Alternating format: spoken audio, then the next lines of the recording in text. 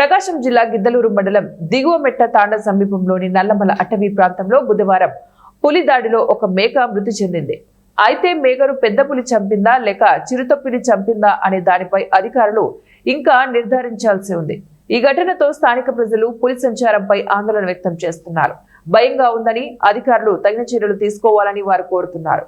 Forest అధికారులు మాట్లాడుతూ పులి సంచారాన్ని గుర్తించేందుకు ట్రాప్ కెమెరాలు ఏర్పాటు చేశామని తెలిపారు. ఇదిలా ఉంటే బాధితురాలు సీతాబాయి మాట్లాడుతూ తన మేకల దొడ్డిలోకి చొరబడిన పులి మేకను నోటిని కరుచుకొని వెళ్లిపోయిందని స్వయంగా సీతాబాయి తెలిపారు.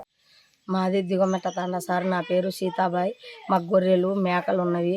వాటిలో చిరుతపులి పడి ఒక మేకని తీసుకెళ్ళి తిన్నది సార్. తిన్న తర్వాత డిపార్ట్మెంట్ వాళ్ళకి పోయి చెప్పినాం సార్. చెప్పినాక నిన్న మధ్యాహ్నం వచ్చి వాళ్ళు కూడా దట్టి అన్ని చూసిండ్రు సార్. చూసి ఇది ఎట్ట చచ్చిందా ఏమా, పులి పాదం ముద్రకలు లేవు, ఏమి లేవు, ఏముంది అని చూడాలి మేము అని అధికారులు మాకు చెప్పారు సార్. ఇప్పుడు పోయి చూస్తే ఆడ పెంట గుడి ఉంది సార్. మళ్ళీ పులి ఈరోజు 5 గంటలకు తెల్లారుజామున మా మంచం మీదకి వచ్చింది సార్. మమ్మల్ని చంపిన కూడా మమ్మల్ని ఎవరు రెస్పాన్స్ తీసుకోవటం లేదు సార్. దయచేసి వచ్చి వాళ్ళు చూసి దానికి ఏదన్నా